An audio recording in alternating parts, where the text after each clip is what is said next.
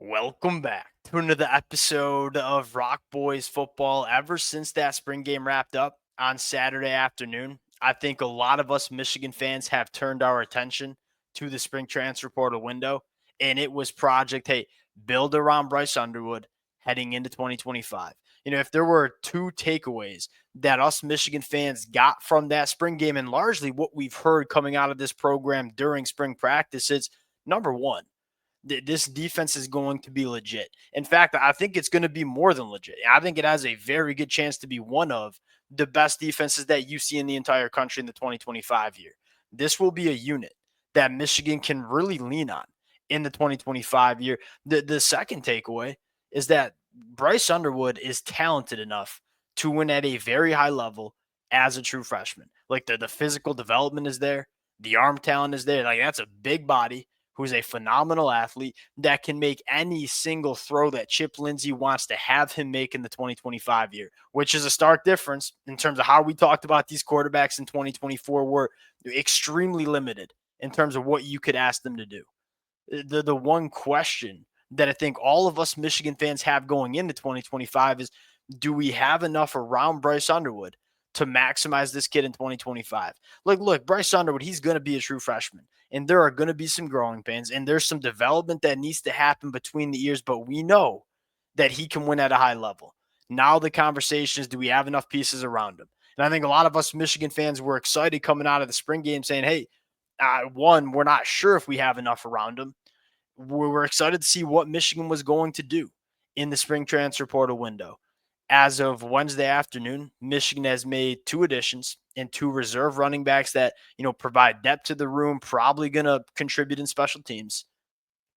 Have not made any big additions, but I think even more notably than not making any additions, that there really doesn't seem to be a ton of aggression coming out of the Michigan program. Like there was some buzz around South Dakota offensive tackle Joe Cotton early in the portal, but he went to Cincinnati. And I think all Michigan fans probably agree. All right, Joe Cotton going to Cincinnati. Look, if Michigan wanted this kid bad enough, you feel like Michigan could have gotten Joe Cotton to come to Ann Arbor.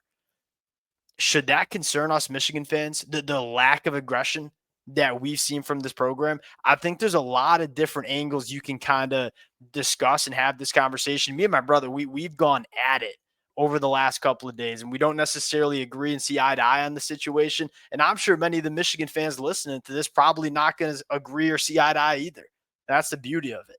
Y'all let it fly in the comment section. We'll kind of work our way through this conversation, talk about where the roster sits. Would love to hear from you guys. And a special I guess a thank you to the Michigan fans. Like as a Michigan fan myself, I've said it throughout spring practice. This program has been so fun to talk about over the last couple of weeks, and the amount of support the Michigan fans have shown the boys has been amazing. Can't thank you guys enough. If y'all do enjoy the content, consider subscribing to the channel. Appreciate you guys. Without further ado, let's get into it. Now, I think the first question that you have to ask is, hey, does Michigan feel confident in the roster that they have? On the defensive side of the football, I don't think any Michigan fan has question marks about how good this defense is going to be. Like, yes, we lose a couple of really, really good players. Mason Graham, Kenneth Graham, Will Johnson. I think there will be some national media noise that looks at Michigan on the surface and say, this defense is going to take a step back because they lose 3 first-round draft picks. I think a lot of the Michigan fans who follow this program pretty damn closely understand that this defense, from a personnel standpoint, is arguably in a better spot than it was in 2024 because it's a much deeper team that's going into year 2 with Wink Martindale.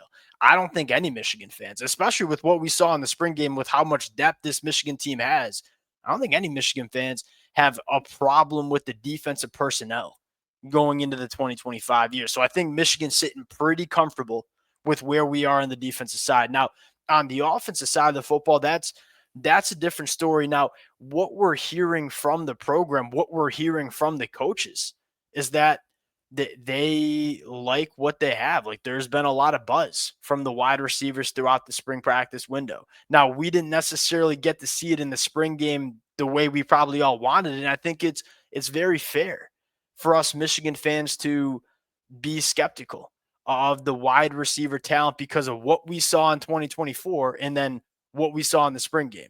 It's important to note that, we don't see what's going on within the facility. We don't get to see every single spring practice. So we might be missing the full picture. But from what us Michigan fans, outsiders looking into the program, like there are certainly question marks about, hey, do we have the difference makers around Bryce Underwood on the outside at the wide receiver position? Now, I think secondly, the offensive line.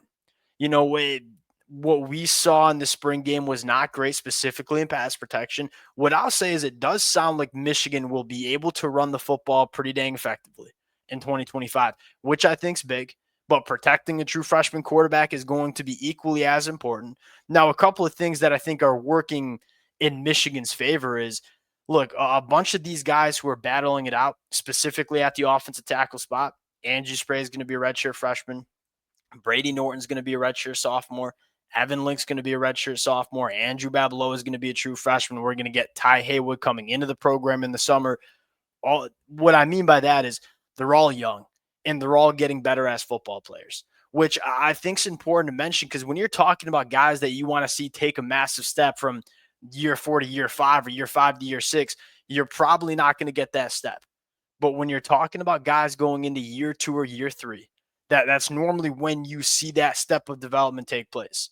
Now, what we saw in the spring game, I'm not going to say take it with a grain of salt because it is a little bit of a concern.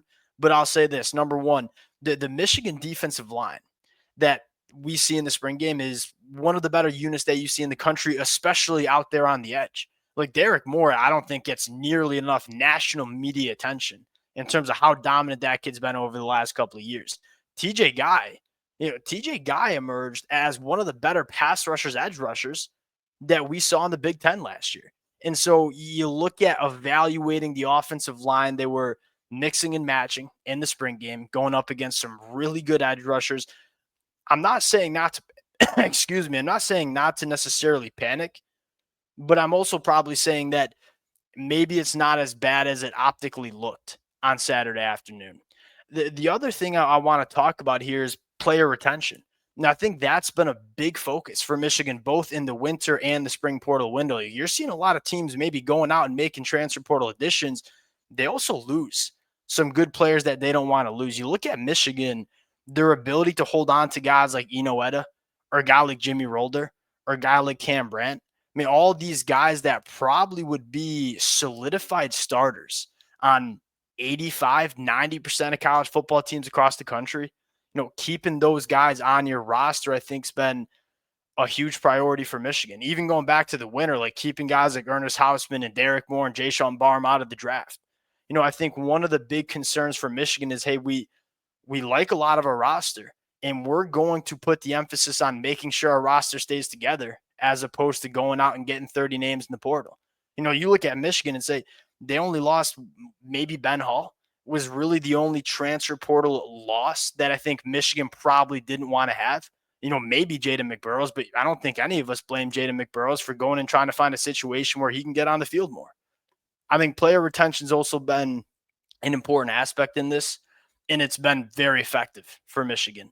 And I think lastly, it's just roster building strategy. I mean, you look at the two positions that us Michigan fans want to go see Michigan address, offensive tackle and wide receiver. Like, let's take a look at what the offensive tackle market looks like in the transfer portal. These are the top ranked tackles according to 24/7 Sports, kind of running down the list. And I'm sure many Michigan fans have looked at these names too.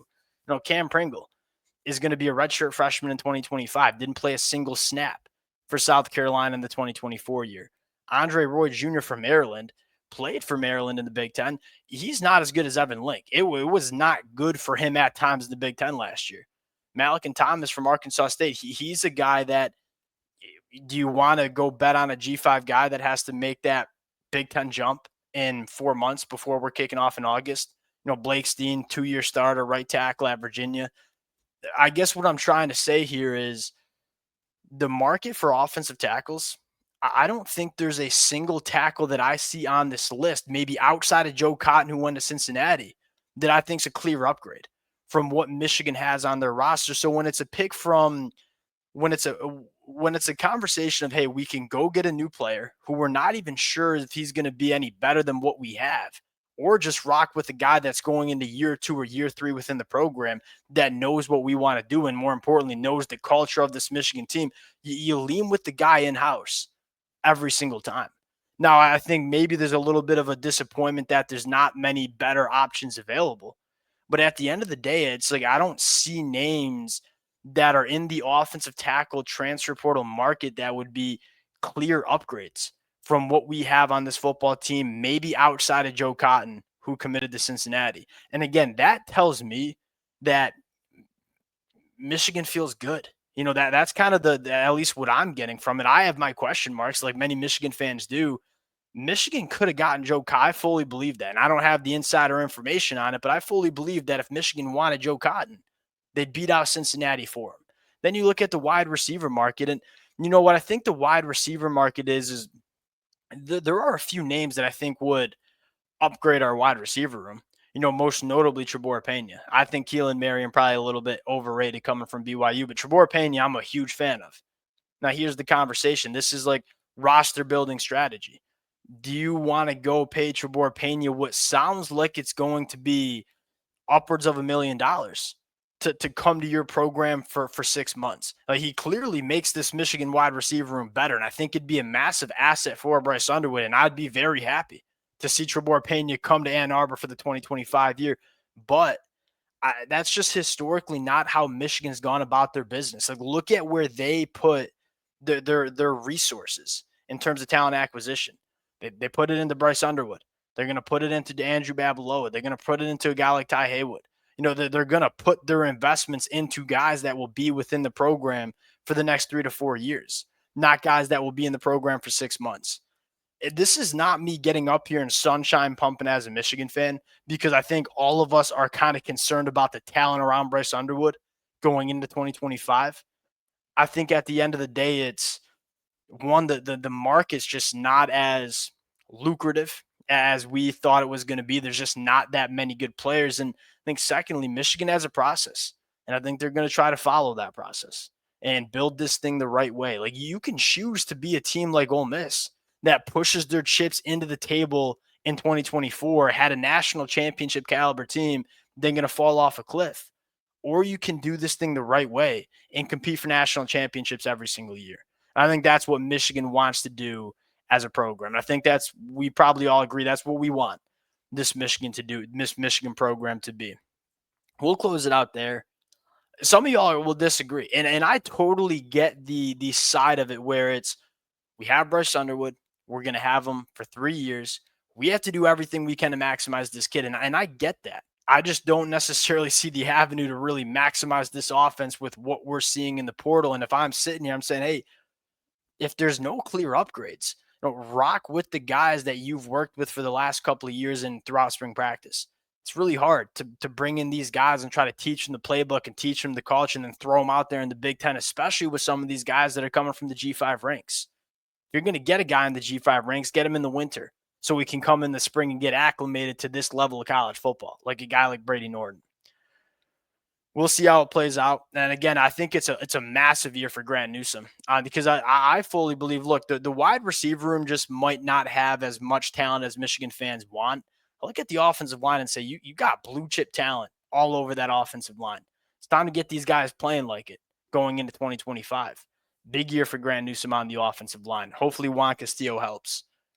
We'll close it out there. Appreciate you guys rocking with it. If y'all do enjoy the content, consider subscribing to the channel. We'll talk to y'all later. Peace.